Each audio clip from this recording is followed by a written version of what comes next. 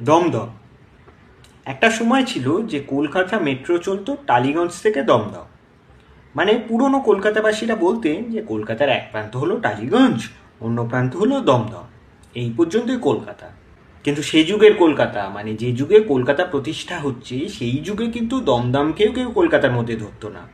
টালিগঞ্জকে তো ধরতোই না, কেউ ভাবতেই পারতো না টালিগঞ্জ কলকাতা। কিন্তু সেই কলকাতা প্রতিষ্ঠার প্রথম যুগে দমদমে ছিল সেনা ছাউনি, মানে ইংরেজদের সেনা ছাউনি ছিল দমদমে। কথিত আছে, মানে অনেকে পুরনো দিনের অনেক লোক বলে থাকেন যে সেই দমদমে মাঠে গোড়া সৈন্যরা, মানে ইংরেজ সৈন্যরা বন্দুক প্র্যাকটিস করত। সেই বন্দুকের দুম দাম শব্দ থেকেই দমদমা, এবং দমদমার মাঠ, এবং দমদমার মাঠ থেকেই দমদম জায়গাটার নামের উৎপত্তি। এই থিওরির সত্যি মিথ্যে জানা নেই, কিন্তু এটা জানা আছে যে সেই যুগে ইংরেজ সাহেবদের বাগান বাড়ি থাকতে হচ্ছে দমদমে। স্বয়ং লর্ড ক্লাইভের বাগান বাড়িও ছিল দমদমে।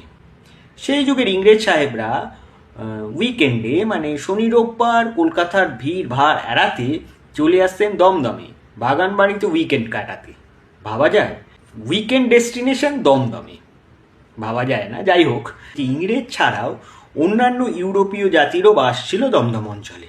দমদম অঞ্চলে ছিল প্রোটেস্ট্যান্ট চার্চ, ওলন্দাজ কুঠিও ছিল, অর্থাৎ প্রচুর ইউরোপীয় অন্যান্য জাতি ইংরেজ ছাড়াও তারাও এই অঞ্চলে বসবাস করতেন।